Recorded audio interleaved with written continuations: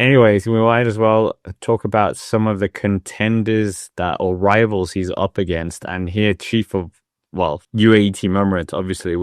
Every time you say Visma, you have to say UAE. And Patrick here, we have got the fully confirmed one from UAE Team Emirates. That's why we all know that we're not going to get Tadej Pogacar. It's always weird that sometimes like the teams, Visma was one of these teams that like would basically confirm the team 6 months before the race. But here, with UAE Team Emirates, Miguel Biao in there, obviously team leader. Obviously, Juan Ayuso is in the Vuelta, which we didn't really know if that was going to happen. Lots of rumors about him leaving and being disgruntled with the team. Felix Großschartner, who was quite good in the Tour of Austria, I think he took a stage win there. Ivo Oliveira, Jay Vine, we're big fans of him. Doma Novak, Joao Almeida, obviously we're huge fans of him here on the channel. And Marc Soler. I mean, Marc Soler coming in from the Tour de France squad.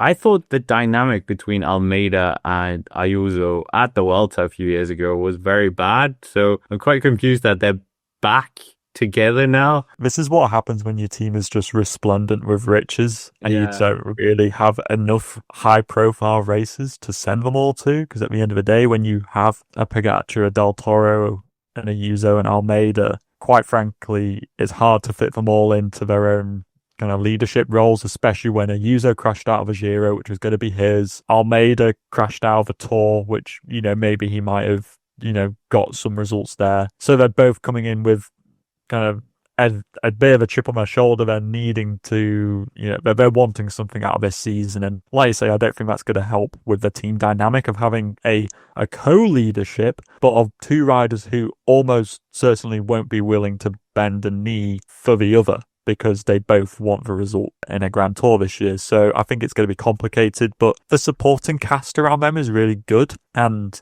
they've got fresher legs comparatively than the Visma Lease Bike squad does, because they've only got Soler coming in from the Tour, and I really like it.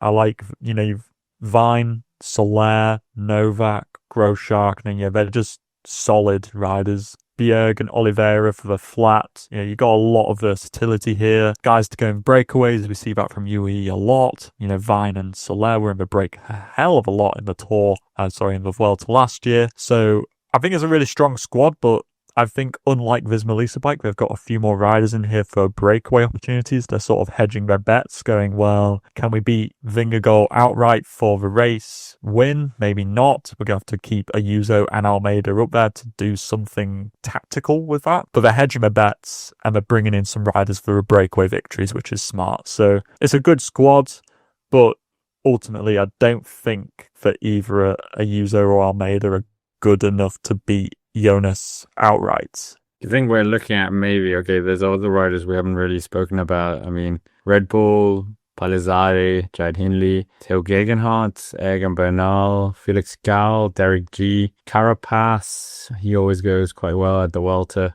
Nairo Quintana, Enric Mas, Landa. But, I mean, this is the principal battle. But my question is, would you go in double leader, or would you back one of them? I mean, Ayuso, didn't you win Tirreno this year? And Almeida's done the double of Tour de Romandie, Tour de Suisse. I'm not even sure if anyone's ever done that. So who would you go for? Obviously, I would go for Joao Almeida. And he's probably also staying, which Juan Ayuso, we think, isn't. So I'd back Almeida. I think he's got more consistency than Ayuso does, who can be very hot and cold. I think Almeida's just a bit more of a solid leader to be backing around, but there's just no way that UAE are going to say that. They will go in with their, their poker face on, and they're going to say, no, we are here with a co-leadership with Ayuso and Almeida. And then they'll say some journalistic BS like, we'll let the road decide, or we'll take it day by day, or we'll see how the legs are. And we all know the kind of spiel that gets reeled out. So I would back Almeida. UAE won't say that outright. Yeah, I mean, Almeida's the only one of those two who has actually beaten Bingo on a climb. So I don't think Ayuso has actually beaten him on a climb, if I'm honest. And this year as well, Almeida beat him with that Pyrenees ones. If you're going to get anybody, I think it's Almeida. So looking at the squad side by side of the two teams, where is you? Okay, we've said Vingo is stronger, definitely, but when you compare the two teams, is there any point where UAE is actually stronger than Visma? I think if you're taking it side by side exactly, is I'd go like Vingegaard versus Almeida, I'd take Vingegaard. Jorgensen versus Ayuso, I'd probably go Ayuso.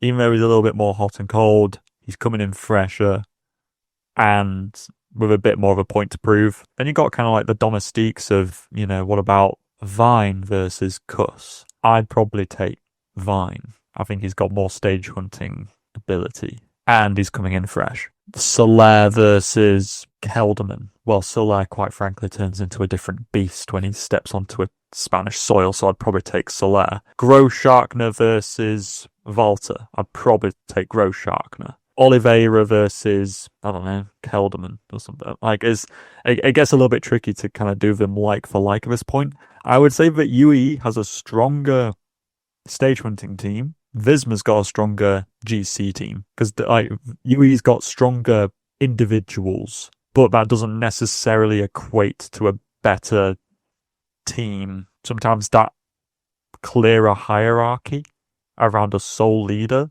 is better than just a shotgun approach of put a load of good riders in and try and let them sort it out.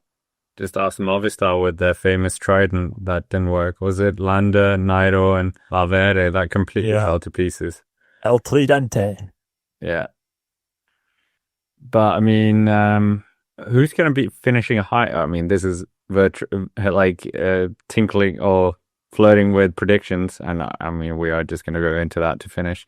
But here, who's going to be finishing higher up in that team time trial? Oh, that is hard. Because I think that on paper it should be UAE, but they also have a reputation this year of really messing up team time trials. And well, I'd say messing up. They don't live up to the expectation. What was it? Volta Comunitat Valenciana? I think Bahrain Victorious won that one, and UAE looked for everything, every mortgage on planet Earth that they were going to win that. And then it was Paris-Nice. They finished about 40 seconds behind Visma bike as well. Again, with a team which looked on paper somewhat stronger. So I will back Visma bike for winning the team time trial. Do you think Jonas Vingegaard is going to win? Because this is a Jonas Vingegaard. Do you think he's going to win? Yes or no? And how many stages do you think he's going to take? I think yes, he's going to win, and he's going to win 3 stages. Well, that was exactly what I was going to say. I mean, the team time trial doesn't classify as a win, by the way. I'm not counting that. Okay, good. All right. Just so we're on the same page. I think he will win. I'm just thinking about stages. I think they'll play it kind of passive. Like, he either goes kind of somewhat cannibalistic and gets 4 or 5, or he plays it really defensive and gets like 2. Like, he gets one up the Anglerune, one on like stage 20. And other than that, the breakaway just is allowed to win a lot, and he just finishes like lead of the GC group. I'm going to say 2. 2, but with a million 5th places. Fair enough. I think that's a very good place to finish as well.